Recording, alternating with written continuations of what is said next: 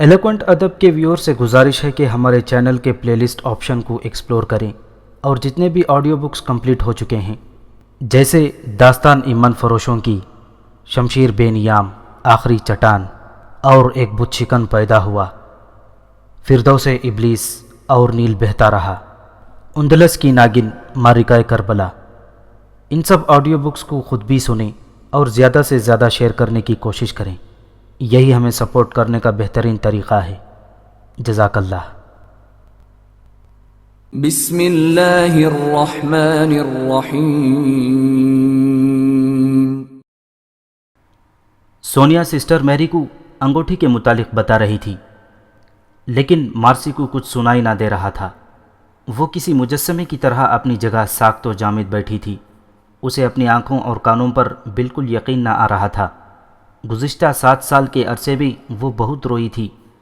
اس نے بہت سجدے کیے تھے، بہت نمازیں پڑھی تھیں۔ وہ چھپ چھپ کر گزشتہ 7 سال سے اپنے اللہ کے حضور گڑ گڑاتی رہی تھی، لیکن کبھی اسے اپنی فریادوں کا جواب سنائی نہ دیا تھا۔ اور آج ایک دم اس کے سامنے قاسم کو دی ہوئی انگوٹھی آ گئی تھی۔ سونیا بتا رہی تھی کہ وہ نوجوان بھی یہی ہے۔ مارسی کے لیے یہ بڑے عجیب لمحات تھے۔ قاسم اس کے بالکل نزدیک آ پہنچا تھا۔ اس کے دل کی دھڑکن کا اندازہ ہی بدل گیا۔ یہ دھڑکن پہلے ایک راہبہ کی دھڑکن تھی، جو پوری دنیا کے ہر مرد سے کٹ کر گوشہ نشینی میں اپنے پروردگار سے اپنی محبت مانگتی تھی۔ لیکن اب اس کا دل ایک اور انداز سے دھڑک رہا تھا۔ یہ ایک نوجوان لڑکی کے دل کی دھڑکن تھی، جو برسوں بعد اپنے محبوب کا دیدار کرنے والی تھی، لیکن اسے یقین نہ آ رہا تھا۔ وہ سوچنے لگی کہ یہ انگوٹھی کسی اور آدمی کے ہاتھ لگ کر یہاں تک پہنچی ہوگی۔ اس نے بے تابی سے سونیا سے سوال کیا، اس نوجوان راہب کا حلیہ کیسا ہے؟ کیا تم مجھے بتا سکتی ہو؟ سونیا پہلے تو چونکی، لیکن پھر قاسم کے چہرے کو یاد کر کے انتہائی نفاست کے ساتھ اس کا حلیہ قد کاٹ بتانے لگی۔ اب مارسی کو یقین ہونے لگا تھا کہ نوجوان راہب قاسم بن حشام ہی ہے۔ مارسی کی کیفیت عجیب ہو گئی۔ وہ چاہتی تھی کہ ابھی اور اسی وقت اٹھے اور دوڑتی ہوئی قاسم کے پاس چلی جائے۔ وہ قاسم کے بازوؤں میں سر چھپا کر زور زور سے روئے اور اسے کہے کہ چلو سب کچھ چھوڑ چھاڑ کر مجھے اس تکلیف دہ دنیا سے لے چلو، لیکن وہ ایسا نہ کر سکتی تھی۔ وہ سونیا کو بھول گئی اور 7 سال پہلے کی اپنی محبت میں کھو گئی۔ وہ ایک ایک بات یاد کر رہی تھی۔ لالا شاہین کی یادگار، قاسم کا گھر، قاسم کی خوش مزاج بھابھی سکینہ، قاسم کے بھتیجے عمر اور علی۔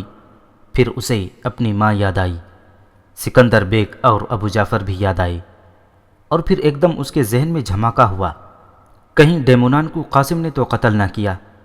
اور پھر نہ جانے کیوں اس کے دل میں یہی خیال گھر کرنے لگا کہ ڈیمونان کو قاسم نے قسطنطنیہ پہنچ کر قتل کیا ہوگا۔ دراصل جب سے اس نے یہ سنا تھا کہ سلطان مراد خان ثانی کا بیٹا سلطان محمد خان قسطنطنیہ پر ایک بھرپور حملہ کرنے والا ہے، اس کی دعاؤں کی رفتار کئی گنا بڑھ گئی تھی۔ وہ شب و روز اپنے مالک کے حضور یہی دعا کرتی کہ جلدی سے وہ دن آئے جب سلطان محمد قسطنطنیہ پر حملہ کر دے۔ اسے یقین تھا کہ سلطان کے لشکر میں قاسم بن حشام ضرور شامل ہوگا۔ گزشتہ 7 سالوں میں مارسی کو اکثر اس بات پر حیرت ہوا کرتی تھی کہ قاسم نے اسے ڈھونڈنے کی کوشش کیوں نہ کی۔ وہ سمجھتی تھی کہ اگر قاسم اسے ڈھونڈتا تو کچھ مشکل نہ تھا کہ وہ اسے مل جاتی، لیکن آج اسے یقین ہو رہا تھا کہ قاسم تو اسے ڈھونڈتا رہا تھا۔ وہ قاسم سے ملنے کے لیے بے چین ہو گئی، لیکن اس نے صبر کا دامن نہ چھوڑا اور اپنے وقار کو برقرار رکھتے ہوئے سونیا سے پوچھا، اچھا تو تم اس سے محبت کرنے لگی ہو، لیکن یہ تو بتاؤ کہ کیا وہ بھی تم سے محبت کرتا ہے؟ ہاں کرتا ہے، بہت کرتا ہے، مگر وہ مجبور ہے۔ وہ کہتا ہے کہ میں تمہیں جسمانی محبت نہیں دے سکتا کیونکہ میں ایک راہب ہوں، میں تمہیں روحانی محبت دے سکتا ہوں۔ اس نے مجھے روحانی محبت عطا کی۔ یہ انگوٹھی اسی کی محبت کی نشانی ہے، لیکن سسٹر میری، مجھے تو یہ بھی نہیں معلوم کہ روحانی محبت کیا ہوتی ہے۔ آپ کو تو معلوم ہوگا، مجھے بتائیے نا۔ مارسی ایک دانشمند لڑکی تھی۔ وہ آسانی سے بات کی تہ تک پہنچنے لگی۔ وہ سوچ رہی تھی کہ قاسم نے جان بوجھ کر یہ انگوٹھی سونیا کو پہنائی ہوگی تاکہ وہ مارسی کے پاس جائے تو مارسی انگوٹھی پہچان لے۔ یہ گویا ایک طرح کا پیغام تھا۔ مارسی قاسم کے پیغام کا سوچ کر سرشار ہو گئی، لیکن اسے دکھ ہوا، اور وہ یہ کہ نادان سونیا خواہ مخواہ قاسم کی محبت میں گرفتار ہو چلی تھی۔ اچانک مارسی کے ذہن میں ایک خیال آیا اور اس نے سونیا سے کہا، بہت خوب، تو وہ راہب تم سے روحانی محبت کرتا ہے۔ میں تمہیں ایک بات سکھاتی ہوں، تم اس سے کہنا، تو وہ تم پر اور زیادہ مہربان ہو جائے گا۔ لیکن پہلے میری ایک بات غور سے سن لو، اپنے آپ کو اس کی محبت میں اتنا دیوانہ مت کرو کہ اسے جب نہ پا سکو تو جدائی کا صدمہ برداشت ہی نہ کر پاؤ۔ سونیا مسکرا دی اور بے صبری سے بولی، آپ مجھے وہ بات بتائیے جو سکھانے جا رہی تھیں۔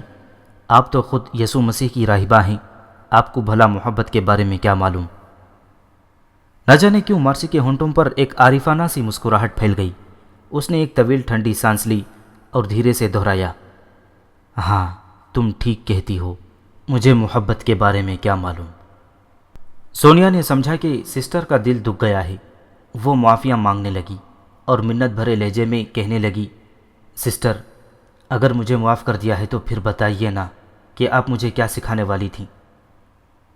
مارسی نے ایک لمحے کے لیے سونیا کے چہرے کی جانب دیکھا اور پھر کہا، تم اس سے کہنا، لالا شاہین کے کبوتر اڑ گئے ہیں، جب نیلا پانی سرخ ہو جائے گا تو اپنے گھروں میں واپس آ جائیں گے۔ سونیا نے انتہائی حیرت سے سسٹر میری کے الفاظ سنے۔ اس نے ایک مرتبہ یہ الفاظ زیر لب دہرائے اور ان کو سمجھنے کی کوشش کی، لیکن پھر اپنی بھویں سکیڑ کر استعجاب سے بھرپور لہجے میں کہا، یہ کیا بات ہے سسٹر؟ مجھے تو کچھ سمجھ میں نہیں آیا۔ لالا شاہین کے کبوتروں کا ہماری محبت سے کیا تعلق ہے؟ تم اس جملے کے مطلب کو چھوڑو، اسے ایک طرح کا روحانی منتر سمجھ لو۔ میں نے تمہیں محبت کا ایک یادگار پیغام سکھایا ہے۔ یہ کسی کی محبت کا ایک یادگار پیغام ہے، اس میں بہت اثر ہے۔ سونیا پھر بھی سمجھ تو کچھ نہ سکی، لیکن اس نے سسٹر میری کا پیغام زبانی یاد کر لیا۔ ہایا صوفیہ کے پادریوں کی مجلس سحپہر سے شروع ہو کر رات تک جاری رہی۔ مجلس میں قسطنطنیہ کے تمام پادری شریک ہوئے اور سب کے سب اس بات پر غم و غصے کا اظہار کرتے رہے کہ شہنشاہ نے دونوں کلیساؤں کی متحدہ مجلس کا صدر کارڈینل ایزڈور کو بنا کر آیا صوفیہ کے بطریق اعظم کی توہین کی ہے، اور قسطنطنیہ کے تمام مذہبی پیشواؤں نے مل کر متفقہ طور پر یہ فیصلہ کیا کہ وہ مجلس کے روز شہنشاہ کے سامنے احتجاج کریں گے اور دونوں کلیساؤں کی متحدہ مجلس کو ٹھیک اس وقت جب وہ عروج پر ہوگی بائیکاٹ کر کے ناکام بنا دیں گے۔ یہ حقیقت تھی کہ شہر کی ساری عوام کے دل و دماغ پر مذہبی پیشوا کا قبضہ تھا۔ لوگ بدعقیدگی اور طرح طرح کے توہمات کا شکار ہو کر مذہبی پیشواؤں کے سامنے لاچار اور بے دست و پا ہو چکے تھے۔ مذہبی پیشوا لوگوں کو پیسے اور زر و جواہرات کے عوض جنت کی راہداریوں کے ٹکٹ دیا کرتے تھے۔ یہ بات یقینی تھی کہ اگر تمام پادری مل کر لوگوں کو شہنشاہ اور کارڈینل کے خلاف اکساتے تو لوگ بھڑک اٹھتے۔ چنانچہ بطریق اعظم کی سازش کامیاب ہوئی اور تمام پادریوں نے متفقہ طور پر اس کا ساتھ دینے کا وعدہ کر لیا۔ رات کو اجلاس ختم ہوا تو قاسم بطریق اعظم سے اجازت لے کر خوشی خوشی اپنے کمرے کی جانب چل دیا۔ راہداری سنسان پڑی تھی اور زیادہ تر لوگ سو چکے تھے۔ راہداری میں دونوں طرف جلتی ہوئی مشعلوں نے سنسان راہداری کے ماحول کو دیو مالائی بنا دیا تھا۔ قاسم سیڑھیاں چڑھ کر دوسری منزل پر پہنچا تو اسے دوسری منزل نہ جانے کیوں ویران ویران دکھائی دی۔ یہاں بھی مشعلوں سے در و دیوار پر جہنم کی پریاں رقص کر رہی تھیں۔ قاسم راہداری کا پہلا موڑ مڑا تو اسے پلک جھپکتے میں ایک سایہ سا دائیں سے بائیں حرکت کرتا ہوا نظر آیا، یوں جیسے کوئی شخص ایک دم سے کسی کمرے میں داخل ہوا ہو۔ قاسم چوکنا ہو گیا۔ دراصل قاسم اجلاس ختم ہونے کے بعد بھی کافی دیر تک شہر کے پادریوں کو اس عظیم مقصد کے لیے متحد رہنے کی تبلیغ کرتا رہا تھا۔ اس دوران بطریق اعظم اور باقی سب لوگ اپنی اپنی رہائش گاہوں میں چلے گئے تھے۔ جب شہر کے چھوٹے کلیساؤں سے آئے ہوئے پادری رخصت ہوئے تو رات کا پہلا پہر گزر چکا تھا، اور اس وقت حیا صوفیہ کی یہ راہداری کسی قبرستان کی طرح خاموش پڑی تھی۔ قاسم چیتے کی طرح اپنے جسم کے بال کھڑے کیے راہداری میں چلتا ہوا اپنے کمرے کے باہر پہنچا تو یہ دیکھ کر اس کا دل دھک سے رہ گیا کہ اس کے کمرے کا دروازہ کھلا تھا۔ قاسم احتیاط سے کمرے میں داخل ہوا، لیکن اندر کوئی نہ تھا۔ البتہ اس نے مشعل کی روشنی میں دیکھا کہ اس کا تمام سامان بکھرا پڑا تھا اور کوئی چور اس کے سامان کی بری طرح تلاشی لیتا رہا تھا۔ قاسم کا ذہن اچانک بطریق شاگال کی طرف چلا گیا۔ آج صبح کے بعد اسے شاگال کہیں نظر نہ آیا تھا۔ قاسم نے اپنے سامان کو سمیٹا اور سونے کے لیے لیٹ گیا، لیکن نیند اس کی آنکھوں سے کوسوں دور تھی۔ اسے عجیب قسم کے خیالات کا سامنا تھا۔ جہاں تک فرض کا تعلق تھا تو قاسم کی کارکردگی اطمینان بخش تھی، لیکن جہاں تک محبت کا تعلق تھا ابھی تک قاسم کی کوئی کوشش باآور نہ ہوئی تھی۔ قاسم اپنے کمرے کا دروازہ اندر سے بند کر کے دیر تک اپنے بستر پر لیٹا رہا، اور پھر نہ جانے کس وقت اس کی آنکھ لگ گئی۔ قاسم کی آنکھ لگی تو قاسم کے کمرے میں موجود لکڑی کی کھڑکی میں حرکت ہوئی۔ یہ ایک بڑی اور بھاری بھرکم کھڑکی تھی۔ قاسم گہری نیند سو رہا تھا جب ہلکی سی آواز کے ساتھ کمرے کی کھڑکی کھلی۔ مشعل کے حرکت کرتے ہوئے شعلے کی وجہ سے کمرے میں پڑی ہر چیز کا سایہ بھی محو حرکت تھا۔ کھڑکی کھلی تو مشعل کی روشنی میں ایک دھارا کھڑکی سے باہر کی طرف لپکا اور سامنے کھڑا سایہ ایک دم روشن ہو گیا۔ اگلے لمحے یہ سایہ آواز پیدا کیے بغیر قاسم کے کمرے میں داخل ہوا اور کھڑکی بند کر دی۔ رات کا دوسرا پہر گزر رہا تھا۔ حیا صوفیہ کی پوری عمارت نیند کی وادیوں میں غرق تھی۔ ہر طرف سناٹا تھا اور سوئی کے گرنے کی آواز بھی سنی جا سکتی تھی، لیکن قاسم کے کمرے میں موجود سایہ کوئی آواز پیدا نہ کر رہا تھا۔ وہ سایہ مشعل کی روشنی میں چلتا ہوا قاسم کے پیروں کی جانب بڑھا۔ یہ قاسم کے بستر کی پائنتی تھی۔ سایہ قاسم کے پیروں کے نزدیک پہنچ کر رک گیا۔ مشعل کی روشنی سائے پر پڑ رہی تھی، اس لیے اب وہ سایہ نہ تھا بلکہ ایک جیتی جاگتی زندگی تھی۔ اور پھر اگلے لمحے کمرے میں داخل ہونے والے نے اپنے چہرے سے کپڑا ہٹایا تو مشعل کا شعلہ حیرت سے بھڑک اٹھا۔ ارے یہ تو سونیا تھی، حیا صوفیہ کی جذباتی کنیز۔ سونیا قاسم کے قدموں میں بیٹھ گئی اور اس کے ننگے پیروں کو دیوانوں جیسی نظروں سے دیکھنے لگی۔ قاسم کی وجاہت، مردانگی اور قد کاٹ دیکھ کر سونیا کے چہرے پر تحسین کے جذبات نظر آئے۔ سونیا چاہتی تھی کہ وہ چل کر قاسم کے پہلو میں لیٹ جائے، لیکن کوئی اندیکھی طاقت اسے روک رہی تھی۔ وہ دیر تک قاسم کے قدموں میں بیٹھی رہی اور پھر وہ اٹھی اور جھک کر قاسم کے پیروں کا بوسہ لیا۔ آنے واحد میں قاسم کی آنکھ کھل گئی۔ اس نے ایک جھٹکے سے اپنے پاؤں کھینچے اور اٹھ کر بیٹھ گیا۔ یہ کیا حرکت ہے سونیا؟ تم اس وقت میرے کمرے میں؟ سونیا نے اپنے ہونٹوں پر انگلی رکھ کر قاسم کو خاموش رہنے کا اشارہ کیا اور سرگوشیانہ لہجے میں یوں بولی جیسے کوئی منتر پڑھ رہی ہو۔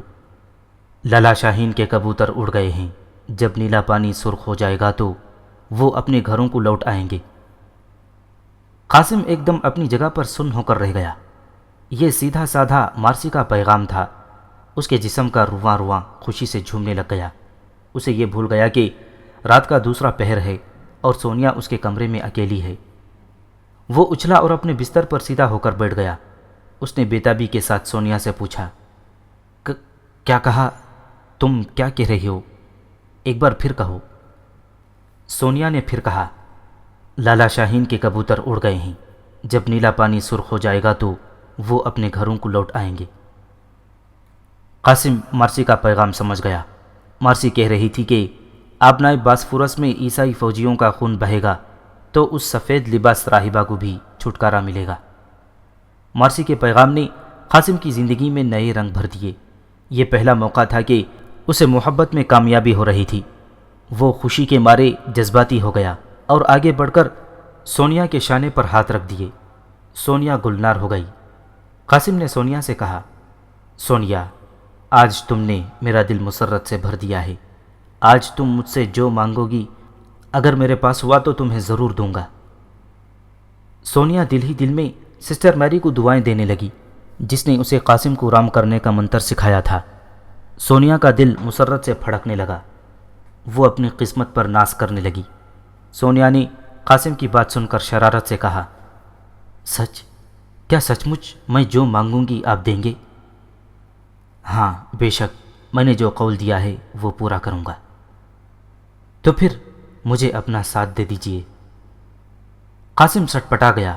سونیا کا جملہ ذو معنی تھا۔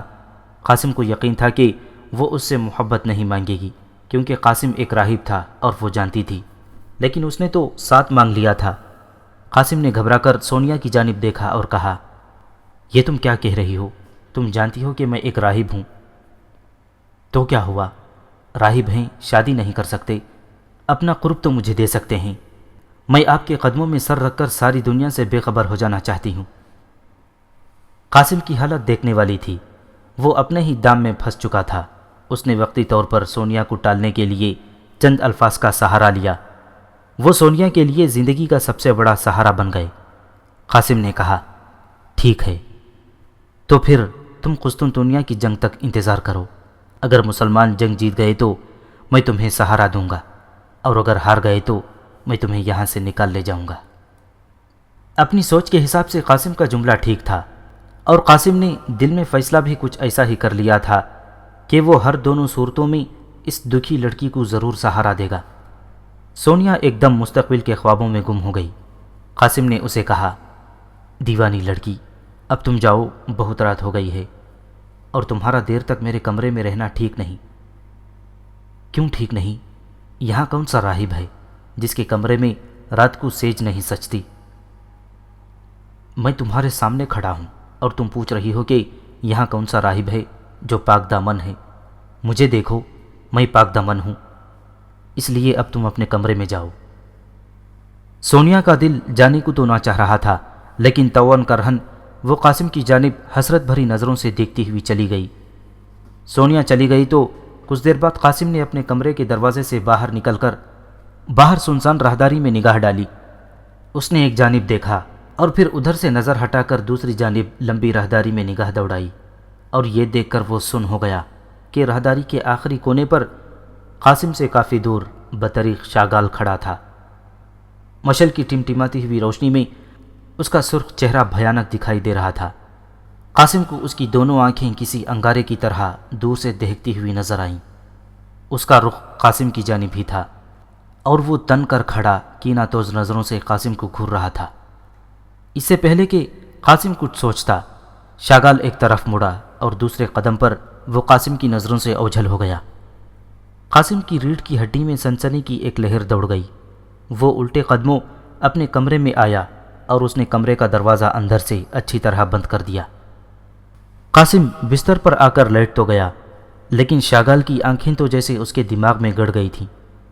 دو سرخ انگارے قاسم کو ہر طرف دکھائی دینے لگے۔ بالآخر قاسم نے اپنے سر کو زور سے جھٹکا اور آنکھیں بند کر کے سونے کی کوشش کی، لیکن اب نیند اس سے کوسوں دور جا چکی تھی۔ اگلا روز آخری روز تھا، کیونکہ اس سے اگلے روز کلیسا میں بہت بڑی مجلس منعقد ہونے والی تھی۔ آج ہی کلیسا کے ہال میں کانفرنس کے لیے نئے طریقے سے کرسیاں بچھائی جا رہی تھیں۔ عبادت کے چبوترے کو چھوڑ کر باقی سارے ہال میں دائرے کی صورت میں کرسیاں بچھا دی گئیں۔ چبوترے پر مجلس کے صدر اور شہنشاہ کے لیے شاہی مسند رکھ دی گئی۔ ہال کے وسط میں ایک کسی قدر وسیع میدان سا بن گیا تھا۔ چاروں طرف کی غلام گردشوں اور محرابوں میں فوجی افسروں اور معززین شہر کے لیے نشستیں رکھ دی گئیں۔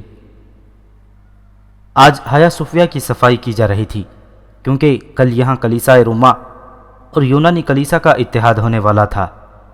قاسم اس اتحاد کو تباہ کرنا چاہتا تھا۔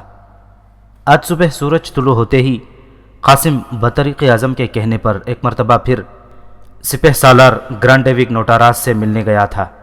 قاسم نے سپہ سالار کو میٹنگ میں شدت پسند رویہ اختیار کرنے پر آمادہ کر لیا۔ وہاں سے واپسی پر قاسم انتہائی غیر ضروری طریقے سے اپنے بعض خفیہ ساتھیوں سے ملنے کے لیے گیا، جس کی کانوں کان کسی کو خبر نہ ہو سکی۔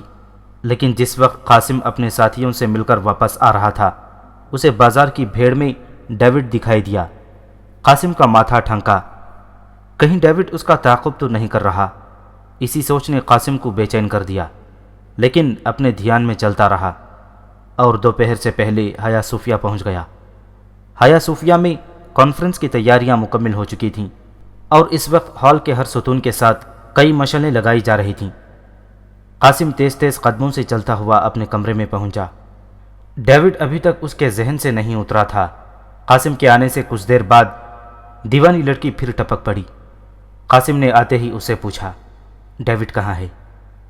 معلوم نہیں، صبح ایک بار میں نے اسے بطریق شاغال کے ساتھ دیکھا تھا۔ یہ دونوں حیا صوفیہ سے باہر جا رہے تھے۔ قاسم کے دل میں طرح طرح کے وسوسے پیدا ہونا شروع ہو گئے۔ وہ کسی خطرے سے ڈرتا نہیں تھا، اسے تو صرف یہ بات پریشان کر رہی تھی کہ کہیں کام مکمل ہونے سے پہلے ہی بھانڈا نہ پھوٹ جائے۔ قاسم نے سونیا کو جانے کی اجازت دی اور خود بطریق اعظم کے کمرے کی جانب بڑھ گیا۔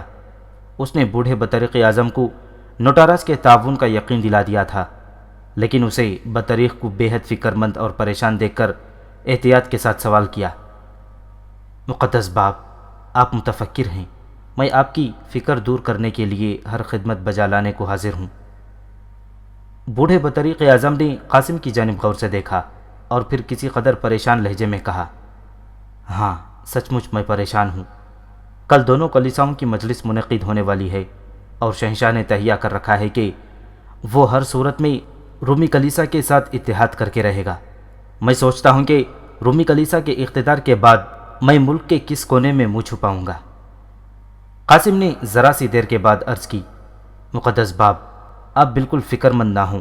قسطنطنیہ کی تمام افواج کے سپہ سالار نوٹاراس نے یقین دلایا ہے کہ وہ کسی قیمت پر شہنشاہ کو یہ اتحاد نہ کرنے دے گا۔ قاسم کی تسلی دلانے سے بطریق کو کچھ حوصلہ ہوا اور اس نے قاسم کو اپنے پاس بٹھا کر دیر تک بہت سی باتیں کیں۔ آج بطریق اعظم بہت مضطرب تھا۔ اس نے قاسم کو قسطنطنیہ اور ہایا صوفیہ سے متعلق بہت سی راز کی باتیں بتائیں جنہیں سلطان کے پاس بھیجنا قاسم کے لیے بہت ضروری تھا۔ سپہر کے قریب سسٹر میری نے اپنی ایک خادمہ کے ذریعے سونیا کو بلوا بھیجا۔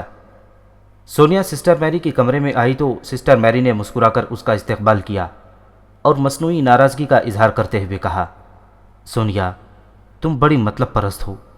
کل میں نے تمہیں جو نسخہ بتایا تھا اس کا نتیجہ بتانے کے لیے تم نہ آئیں۔ سونیا کو کسی قدر سسٹر میری جیسی عابدہ اور زاہدہ عورت کے رویے پر حیرت ہوئی۔ وہ سسٹر میری کے چہرے پر ایک نیا رنگ دیکھ رہی تھی۔ یہ فرشتوں جیسی پاکیزگی سے مختلف کوئی اور رنگ تھا، لیکن سسٹر میری کی بات پر سونیا شرمندہ سی ہو گئی اور ہنستے ہوئے کہا، سسٹر، آپ کا نسخہ بڑا کامیاب رہا۔ نوجوان راہب اب مکمل طور پر میری مٹھی میں ہے۔ میں جب چاہوں ہایا صوفیہ سے اسے لے کر پھر جاؤں گی۔ سونیا نے اپنی مٹھی ہوا میں کھولتے ہوئے کہا۔ مارسی کسی قدر خفیف سی ہو گئی۔ وہ کچھ کہنے ہی والی تھی کہ سونیا پھر بول اٹھی، لیکن سسٹر، آج تو مجھے آپ کو دیکھ کر بھی ایسے لگ رہا ہے جیسے آپ میں خشک مناجات اور عبادات کے علاوہ بھی کچھ اور ہے۔ سسٹر، آج آپ ایک راہبہ کے بجائے ایک عورت لگ رہی ہیں۔ سونیا شرارت بھرے لہجے میں بہت بڑی بات کہہ گئی تھی۔ اب مارسی کو اپنی جذباتی حالت کا خیال آیا اور اس نے خود پر قابو پاتے ہوئے انتہائی سنجیدگی سے کہا، نہیں، ایسی کوئی بات نہیں، میں تو تمہیں خوش دیکھنے کے لیے یہ سب باتیں کر رہی تھی۔ ابھی شاید مارسی اور سونیا کے درمیان اور بھی باتیں ہوتیں کہ اتنے میں ڈیوڈ سونیا کو ڈھونڈتا ہوا مارسی کے دروازے پر آ پہنچا اور مارسی اپنی ملاقات ادھوری چھوڑ کر ڈیوڈ کے ہمراہ چلی گئی۔ قاسم رات دیر تک بطریق اعظم کے پاس مختلف معاملات پر بات چیت میں مصروف تھا اور بالآخر تمام معاملات طے کرنے کے بعد اپنے کمرے میں آ کر سو گیا۔ دوسرے دن کا سورج طلوع ہوا تو ہایا صوفیہ کے سامنے قسطنطنیہ کے عمرا، وزراء، عمائدین سلطنت، شاہی خاندان کے افراد، فوجی افسروں اور کلیسائے روما کے مذہبی پیشواؤں کی بھگیاں رکنا شروع ہو گئیں۔ کانفرنس دوپہر کے بعد شروع ہونے والی تھی۔ جو شرکاء آتے گئے اپنی اپنی نشستوں پر بیٹھتے گئے۔ دوپہر سے پہلے ہایا صوفیہ کا ہال کانفرنس کے شرکاء سے بھر چکا تھا اور پھر چوبیدار نے ہال کے دروازے پر کھڑے ہو کر یہ اعلان کیا کہ کچھ دیر میں ہی شہنشاہ معظم کی سواری پہنچنے والی ہے۔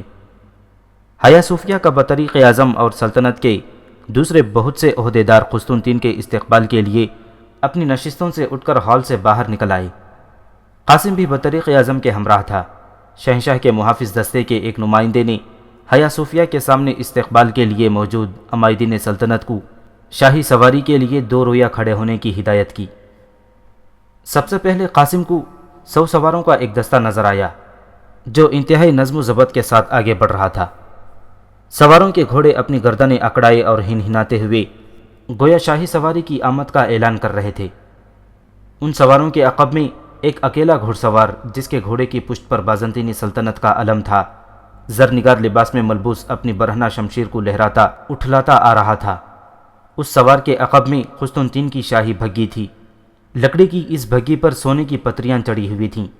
غرضے کے بانس یوں دکھائی دیتے تھے گویا سونے سے بنے ہوئے ہوں۔ سونے کی ان پتریوں پر دونوں طرف بیش قیمت یاقوت جڑے ہوئے تھے۔ بھگی کا عقبی حصہ جہاں شہنشاہ کے بیٹھنے کے لیے اکلوتی نشست تھی حریر و کم خواب کے گراں قیمت پردوں سے آراستہ تھا۔ دونوں طرف کے پردے لپیٹ کر اوپر اٹھا دیے گئے تھے اور شہنشاہ صاف دکھائی دے رہا تھا۔ قاسم کی نظر قسطنطین کے چہرے پر پڑی تو اسے پھر بے ساختہ حدیث رسول اللہ صلی اللہ علیہ وسلم یاد آ گئی، جب قیصر ہلاک ہو جائے گا تو پھر اور کوئی قیصر نہیں آئے گا۔ قاسم سوچ رہا تھا یہی وہ آخری قیصر ہے جس کے ہلاک ہونے کے بعد پھر کوئی قیصر پیدا نہ ہوگا۔ قاسم کی نظریں قیصر کے چہرے پر ٹک گئیں۔ یہ ایک نوجوان لڑکا تھا، اس کا چہرہ شیروں کی طرح بھرپور اور آنکھوں میں چیتے جیسی پھرتی تھی۔ شہنشاہ بھگی سے اترا تو قاسم اس کا تنومند جسم دیکھ کر دنگ رہ گیا۔ یہ یقیناً کسی آرام پسند شہنشاہ کا جسم نہ تھا۔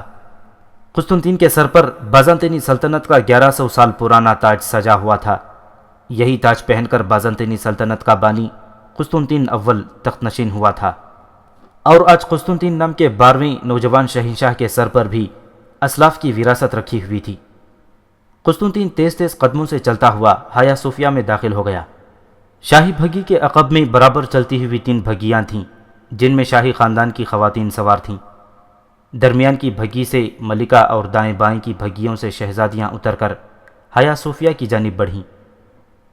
شاہی خاندان کے مرد وقت سے پہلے ہی ہایا صوفیہ پہنچ چکے تھے۔ شہنشاہ کے پہنچتے ہی مجلس شروع کر دی گئی۔ ہایا صوفیہ کے بطریق اعظم نے ایک میزبان کی حیثیت سے مجلس کا آغاز کیا۔ ہال میں تمام نشستیں دائرے کی صورت میں بچھی تھیں۔ جگہ جگہ کرسیوں کے بیچ سے گزرنے کے لیے راستے بنے ہوئے تھے۔ اس طرح خود بخود 200 افراد کا یہ دائرہ کئی حصوں میں تقسیم ہو گیا تھا۔ اس تقسیم کا ایک لحاظ اس طرح رکھا گیا کہ دونوں کلیساؤں کے مذہبی پیشواؤں کو الگ الگ حصوں میں بٹھا دیا گیا۔ راہباؤں اور ننوں کے لیے دائرے کے ایک سرے پر ایک حصہ مخصوص تھا۔ شاہ بطریق اعظم اور کارڈینل ایسیڈور کی اونچی پشت والی کرسیاں چبوترے پر بچھی تھیں۔ شاہی خاندان کی خواتین بھی راہباؤں اور ننوں کے حصے میں پہلی رو کے اندر بیٹھی اجلاس کی کارروائی دیکھ رہی تھیں۔ دائرے میں موجود تمام نشستوں پر زیادہ تر راہب اور پادری براجمان تھے۔ چاروں طرف کی غلام گردشوں اور محرابوں میں بھی بعض عمرہ اور فوجی افسران اپنی اپنی نشستوں پر بیٹھے تھے۔ کلیساؤں کی تقسیم کی وجہ سے دائرے کا ایک ایک بازو ایک ایک فرقے میں بٹ گیا تھا۔ چبوترے کے بالکل سامنے اور دائرے کے بالکل وسط میں سب سے اگلی نشست پر تمام افواج کا سپہ سالار گرانڈ ڈیوک نوٹاراس موجود تھا۔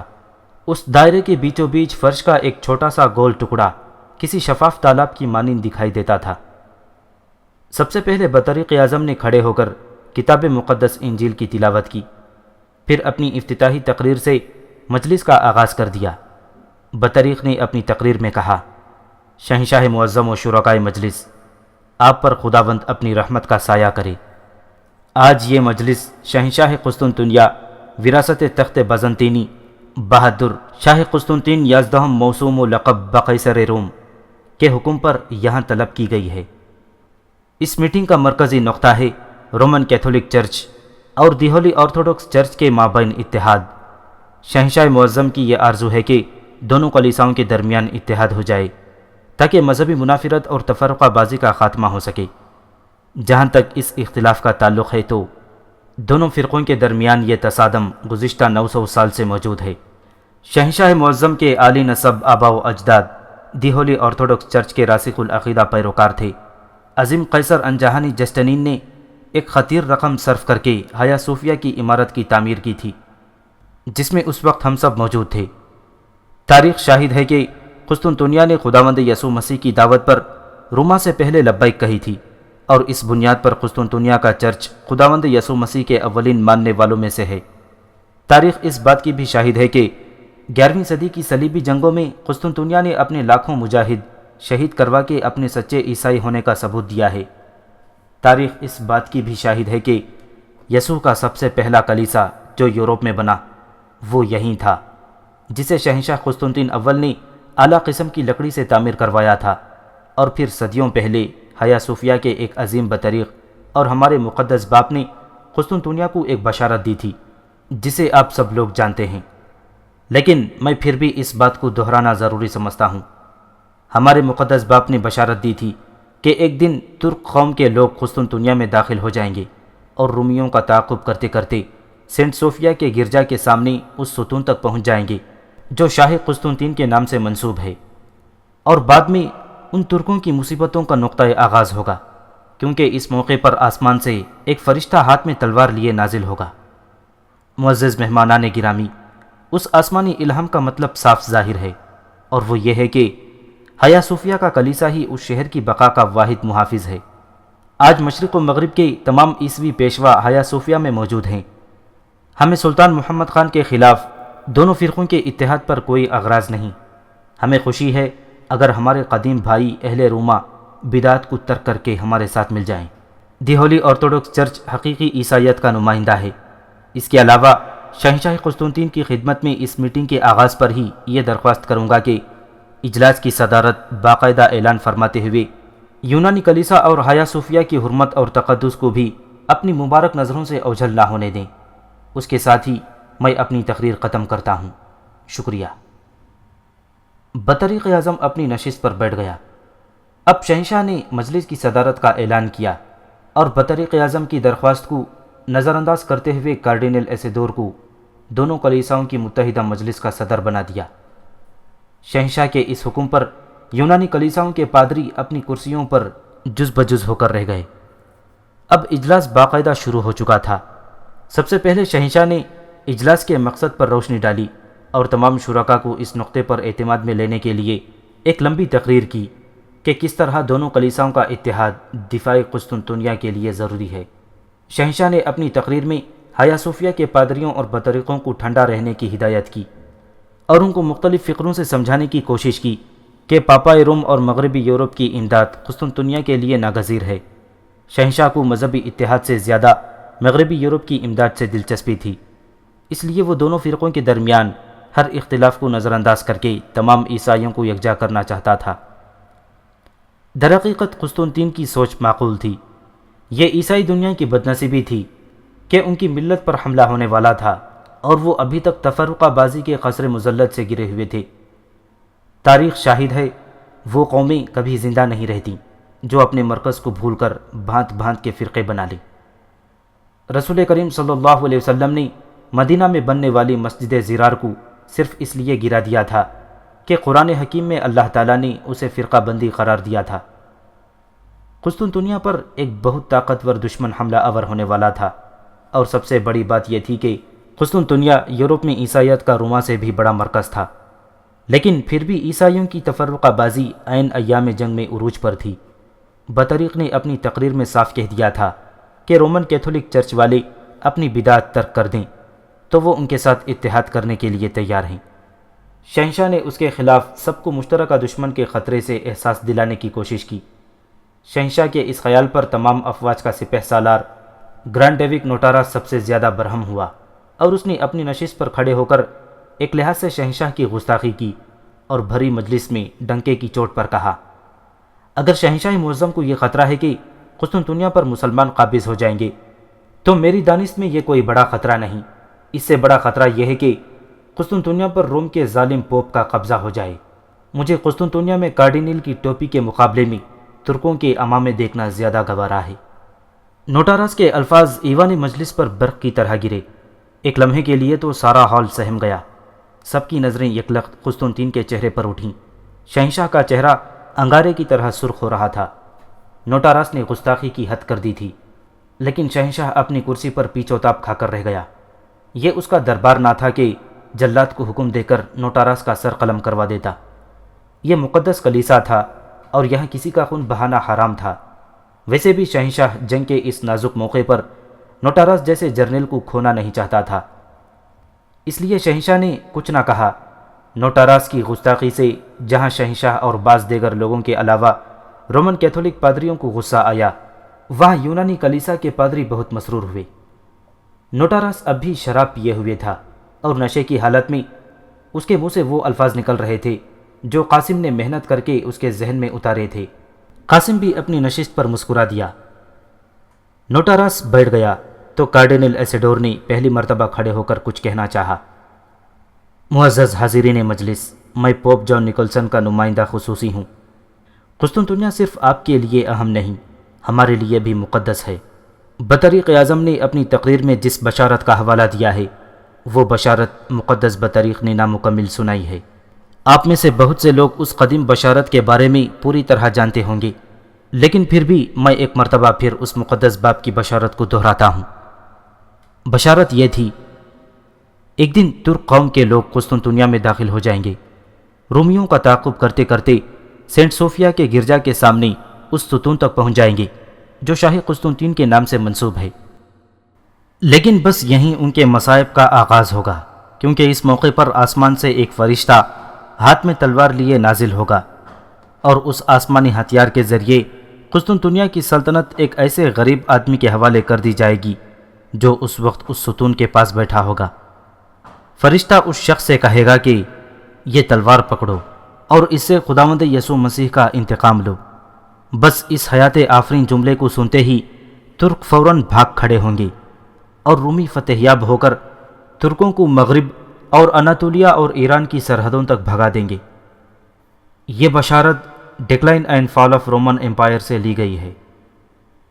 چنانچہ اس بشارت کی روشنی میں بطریق اعظم سے پوچھتا ہوں کہ کیا وہ غریب آدمی ستون کے پاس بیٹھا ہوگا قسطنطین کے خاندان سے نہ ہوگا؟ میں پوچھتا ہوں کہ خداوند نہ کرے ہمارے شہنشاہ معظم اس وقت نہ ہوں گے۔ بطریق اعظم اپنے بیان میں وضاحت کریں، وہ شہنشاہ معظم کی موجودگی میں اپنے قدیم پیشواؤں کی ایک کمزور حکایت پیش کر کے شہنشاہ معظم کی توہین کر رہے ہیں۔ اس کے بعد سپہ سالار ڈیوک نوٹاراس کو خبردار کرنا چاہتا ہوں، وہ جان لیں کہ مسلمان اگر قسطنطنیہ پر قابض ہو گئے تو تمہارے وطن کو پھر عیسائیوں کا مرکز کوئی نہیں کہے گا۔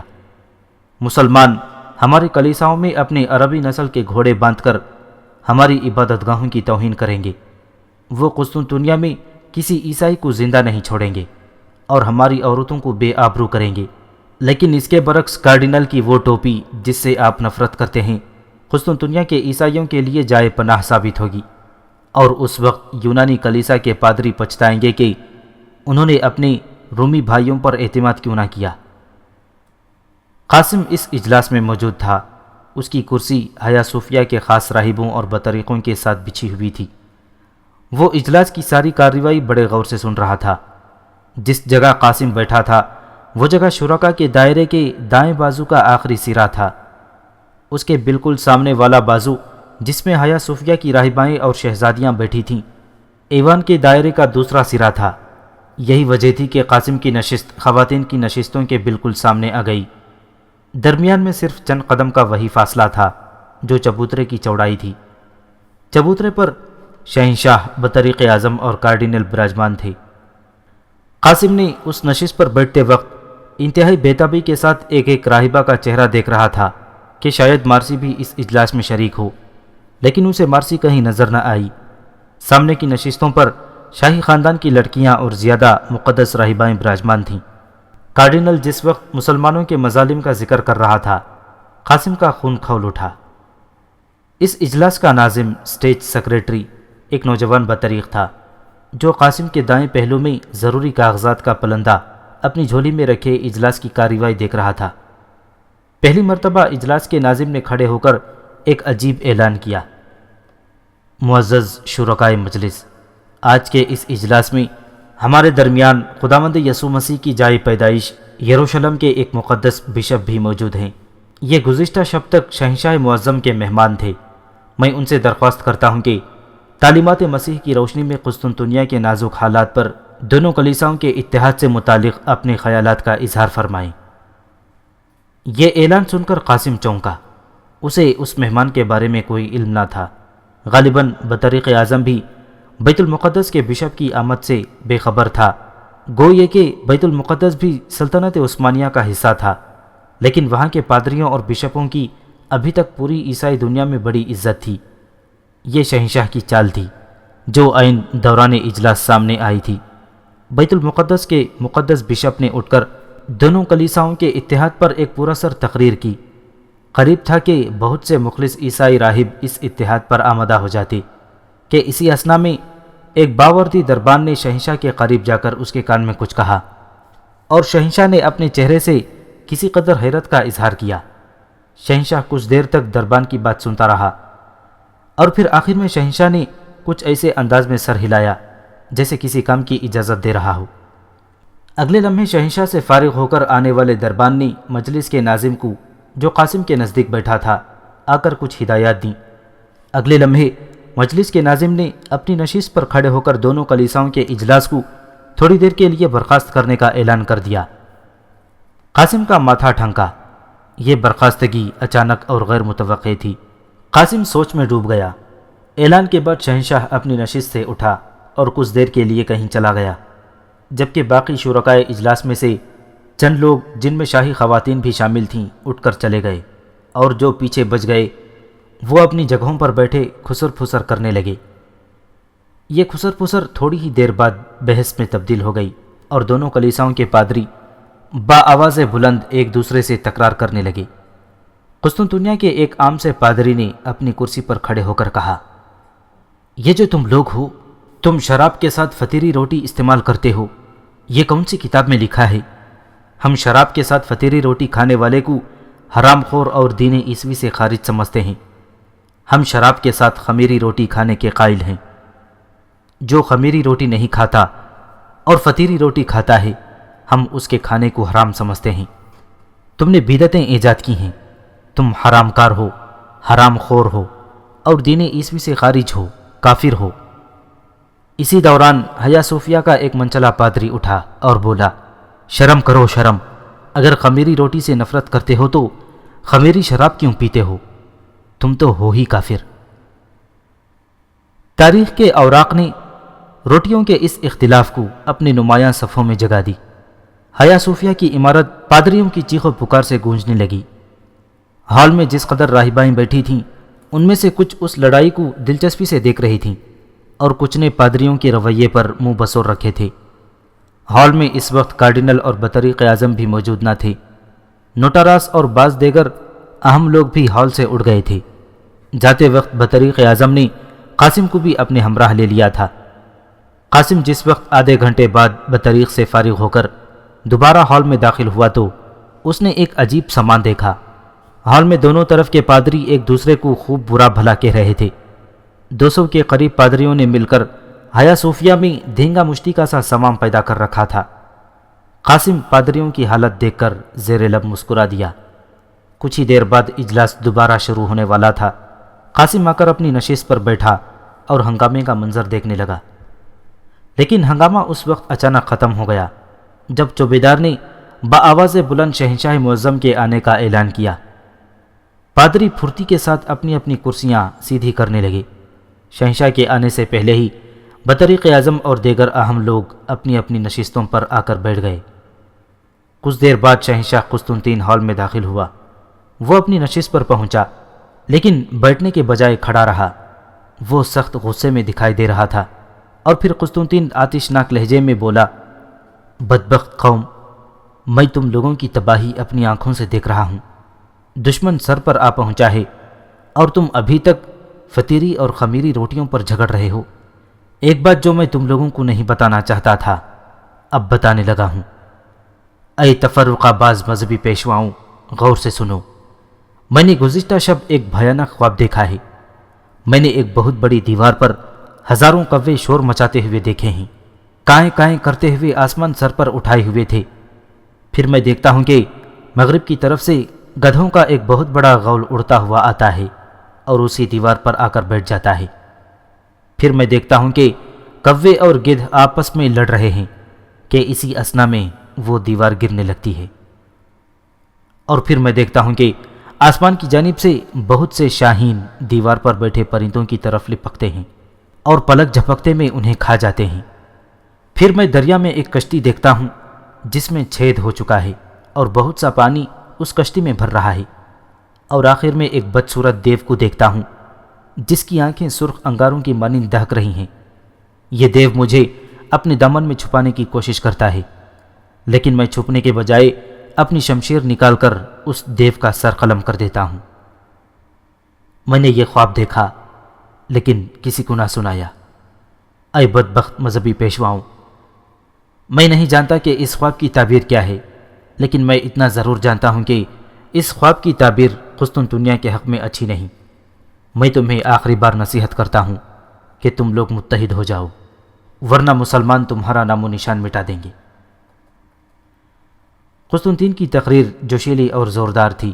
تمام حاضرین پر سناٹا چھا گیا تھا۔ پھر کچھ دیر بعد حیا صوفیہ کی ایک بوڑھی راہبہ نے اٹھ کر بات کرنے کی اجازت چاہی اور پھر کہنے لگی، شہنشاہ معظم، اس خواب کو نظر انداز کر دینا دانشمندی نہیں۔ سب سے پہلے اس خواب کی صحیح تعبیر حاصل کی جائے تاکہ اس کی روشنی میں قسطنطنیہ کے لیے آئندہ کا لائحہ عمل تیار کیا جائے۔ بوڑھا فادر بروز بھی راہبہ کی ہاں میں ہاں ملانے کے لیے اٹھا، اور بھی کئی لوگوں نے شہنشاہ کو یہ مشورہ دیا کہ پہلے اس اہم خواب کی تعبیر کسی سے پوچھی جائے۔ شہنشاہ نے لوگوں کے کہنے پر بطریق اعظم اور کارڈینل کو تعبیر بتانے کے لیے کہا، لیکن وہ دونوں بغلیں جھانکنے لگے۔ اسی اثنا میں ایک نوجوان راہبہ نے بات کرنے کی اجازت چاہی اور عرض کی، شہنشاہ معظم، خوابوں کی تعبیر بتانے کے سلسلے میں حیا صوفیہ میں صرف ایک ہستی ہی معتبر ہے، اور وہ ہے عبادت گزار سسٹر میری۔ بہتر ہوگا کہ سسٹر میری کو اجلاس میں بلوا لیا جائے اور اس خواب کی تعبیر دریافت کی جائے۔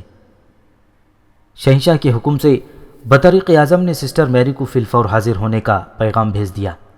قاسم کے دل کی دھڑکن سسٹر میری یعنی مارسی کا ذکر سنتے ہی بے ترتیب ہو چکی تھی، اور پھر جب اس نے سنا کہ سسٹر میری اجلاس میں شریک ہونے والی ہیں، اس کی خوشی کا کوئی ٹھکانہ نہ رہا۔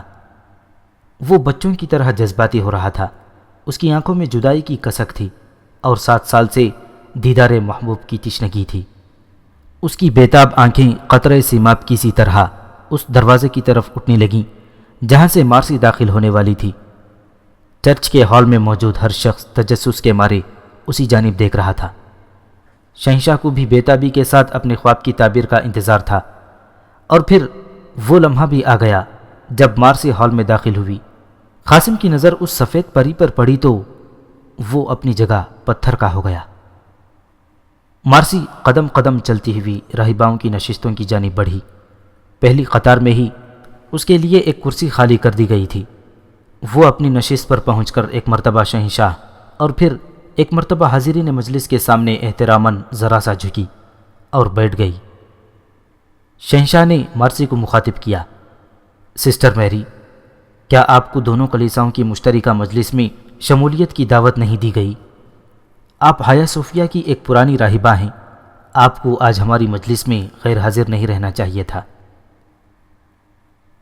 قسطنطنیہ کے سوال پر مارسی نے اطمینان کے ساتھ جواب دیا، شہنشاہ معظم، میں اختلافی نوعیت کی مجلسیں نمٹانے کے لیے ان میں شامل نہیں ہوتی۔ اس کے لیے ہمارے بشپ اور بطریقی کافی ہیں۔ میں یسوع کی ایک معمولی خادمہ ہوں اور کلیساؤں کے اختلافی مسائل سے دور ہی رہتی ہوں، لیکن پھر بھی میں اپنی غیر حاضری پر معذرت خواہ ہوں۔ اپنی بات کے دوران مارسی کی نظر قاسم پر پڑ گئی اور اس کے دل کی حالت غیر ہوتی جا رہی تھی۔ قاسم نے بھی مارسی کے چہرے پر نظریں مرکوز کر رکھی تھیں۔ دونوں کی نگاہیں آپس میں ٹکرائیں تو دونوں کے وجود میں ہزارہا بجلیاں کڑکنے لگیں۔ 7 سال کی جدائی نے مارسی کو نیم جان کر رکھا تھا۔ اس کی نگاہوں نے قاسم کا وجیحہ چہرہ دیکھا تو جیسے مارسی کی شکستہ وجود میں جان سی پڑ گئی۔ کچھ دیر کے لیے تو مارسی کو یہ بھول ہی گیا کہ وہ کہاں کھڑی ہے اور کیا کہہ رہی ہے۔ اس کی نگاہوں کے سامنے یکے بعد دیگرے ماضی کے اوراق کھلنے لگے تھے، اور وہ فی الحقیقت ایک بار پھر حال سے غیر حاضر ہو گئی۔ اسے ادرنا کی یاد آئی جہاں کے گلی کوچوں میں اس کا بچپن گزرا تھا۔ اسے قصر سلطانی کی ایک ایک راہداری یاد آنے لگی، ملکہ سروین کا محبت بھرا چہرہ، شہزادہ محمد کا پرتکلف مزاح، سلطان مراد خان کی شفقت۔ اسے اپنی ماں مارتھا بھی یاد آئی، اور پھر اسے وہ یادگار دن کیسے بھول سکتا تھا جس روز بھرے اسٹیڈیم میں قاسم بن حشام کو اس نے پہلی مرتبہ دیکھا تھا۔ آج پھر قاسم اس کے سامنے تھا، ایک بھرے ہال میں، لیکن آج نوعیت کچھ اور تھی۔ آج قاسم خطرے کی زد میں تھا۔ جب سے وہ یہاں آیا تھا مارسی کی جان سولی پر لٹکی ہوئی تھی، نہ جانے کس وقت وہ پکڑا جائے۔ وہ تیسرے روز سے ایک ایک لمحہ اسی ذہنی دباؤ میں گزر رہی تھی کہ اس کا قاسم اس کے اتنے قریب ہو کر بھی اس سے دور تھا۔ اس نے شہنشاہ کی بات کا جواب تو دیا، لیکن وہ اس کے بعد اپنے حواس میں نہ رہی۔ اس کی نظر قاسم پر پڑتی جاتی تھی۔ پھر نہ جانے کیوں اس کے سینے میں درد کا ایک شرارہ سا پھوٹا اور شفاف زمرد کے 2 قطرے مارسی کی حسین آنکھوں سے جھانکنے لگے۔ اس سے پہلے کہ مارسی کے آنسو نکلتے، شہنشاہ کی آواز سنائی دی، ہم آپ کی معذرت قبول کرتے ہیں اور چاہتے ہیں کہ آپ ہمیں ہمارے خواب کی تعبیر بتائیں۔ اس کے بعد شہنشاہ نے اپنا خواب سنایا، جسے سن کر مارسی کچھ دیر کے لیے سکتے کے عالم میں کھڑی رہی۔ تمام لوگوں کی توجہ حیا صوفیہ کی پرانی راہبہ عبادت گزار سسٹر میری کی جانب مبذول تھی۔ کسے معلوم کہ مارسی کی موٹی موٹی آنکھوں سے ٹپکنے والے 2 قطرے اچانک کہاں سے آ گئے تھے۔ ہال کا ہر شخص مارسی کے آنسو دیکھ کر دم بخود رہ گیا تھا۔ خود شہنشاہ بھی اس خیال سے چونک اٹھا کہ خواب کی تعبیر یقیناً دردناک ہے، اس لیے سسٹر میری رو رہی ہے۔ لیکن صرف قاسم جانتا تھا کہ مارسی کی آنکھوں سے چرچ کے شفاف فرش پر ٹپکنے والے دونوں آنسو کس قدر قیمتی تھے۔ وہ ان 2 آنسوؤں کے لیے قسطنطنیہ جیسے کئی شہر فتح کر سکتا تھا۔ یہ بچھڑے ہوئے محبوب کے آنسو تھے جن سے فردوس کے فرشتے غسل کیا کرتے تھے، اور پھر قاسم کی آنکھوں میں چمکنے والی ننھی بوندیں کسی کو نہ دکھائی دیں۔ اچانک جب شہنشاہ نے دوسری مرتبہ مارسی کو مخاطب کیا تو وہ جیسے کسی گہرے خواب سے جاگ گئی۔ اس نے ایک طائرانہ نظر حاضرین پر ڈالی اور کسی قدر بھرائی ہوئی آواز میں گویا ہوئی، شہنشاہ معظم، آپ نے جو خواب دیکھا ہے اس کی تعبیر بہت بھیانک ہے۔ میں دیکھ رہی ہوں کہ قدرت نے قسطنطنیہ کا نوشتہ دیوار لکھ دیا ہے۔ دیوار پر بیٹھے ہوئے کوے قسطنطنیہ کے مذہبی پیشوا اور آپس میں لڑنے والے فرقہ پرست عوام ہیں۔ مغرب سے آنے والے گدھ روما کا کارڈینل اور اس کے ساتھی ہیں، اور جس دیوار پر وہ بیٹھے ہیں وہ قسطنطنیہ کی فصیل ہے۔ آسمان کی جانب سے جھپٹنے والے شاہین عثمانی فوج کے بہادر ترک سپاہی ہیں، اور جیسا آپ نے بتایا کہ شاہین دیوار پر بیٹھے پرندوں کو کھا جاتے ہیں، تو اس کا مطلب یہ ہے کہ فتح مسلمانوں کے حصے میں جائے گی۔ آپ نے دریا میں تیرتی ہوئی جو کشتی دیکھی ہے، یہ سمندر کے بیچوں بیچ رکھا ہوا شہر قسطنطنیہ ہے، اور کشتی میں چھید سے مراد ہے قسطنطنیہ کے اندرونی اختلافات۔ اور آخر میں آپ نے جو خواب دیکھا ہے کہ ایک دہکتی ہوئی آنکھوں والا دیو آپ کو پناہ دیتا ہے، تو یہ دیو فی الحقیقت آپ کا دشمن ہے جو آپ کو شکست سے دوچار کر کے دین عیسوی کو رسوا کرنا چاہتا ہے۔ شہنشاہ معظم، یہ سارا خواب ہمارے لیے اچھا شگون نہیں، لیکن اس کے آخر میں صرف ایک اچھا شگون ہے جو آپ کی ذات سے وابستہ ہے، اور اسی کو میں امید کی آخری کرن سمجھتی ہوں۔ آپ نے خواب کے آخر میں چونکہ دیو کا سر قلم کر دیا ہے، اسی لیے صرف ایک صورت میں آپ شاہین صفت مسلمانوں کا بہادری کے ساتھ مقابلہ کر سکتے ہیں۔ اتنا کہہ کر مارسی خاموش ہو گئی۔ شہنشاہ جو مارسی کی گستاخانہ تعبیر سے آگ بگولا ہوا بیٹھا تھا، تعبیر کا آخری حصہ سن کر یکلخت نرم ہو گیا اور بے صبری سے پوچھنے لگا، مقدس راہبہ، آپ نے ہمارے خواب کی تعبیر بتا کر ہمیں اور حاضرین مجلس کو اگرچہ بہت مایوس کیا ہے، لیکن ہم شاہین صفت مسلمانوں کا مقابلہ کرنے کی صورت جاننے کے لیے بےتاب ہیں۔ آپ جلدی سے یہ بتائیے کہ ہمیں کیا کرنا ہوگا۔ مارسی نے کچھ اس انداز سے تعبیر بتائی تھی کہ شہنشاہ سمیت تمام لوگ پہلے تو غصے سے بھر گئے، لیکن پھر ایک دم سب لوگ ٹھنڈے ہو گئے۔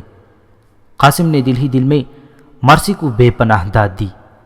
اب مارسی بولی، شہنشاہ معظم، سرخ آنکھوں والا منحوس دیو آپ کے آس پاس ہی کہیں موجود ہے، اسے تلاش کیجیے اور اپنے ہاتھوں سے قتل کر دیجیے، تب میدان جنگ میں کامیابی آپ کی ہوگی۔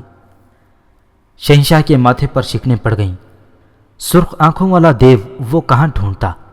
وہ بے حد مضطرب ہوا اور اس نے مارسی سے کہا، مقدس راہبہ، ہم سرخ آنکھوں والا دیو کہاں ڈھونڈیں گے؟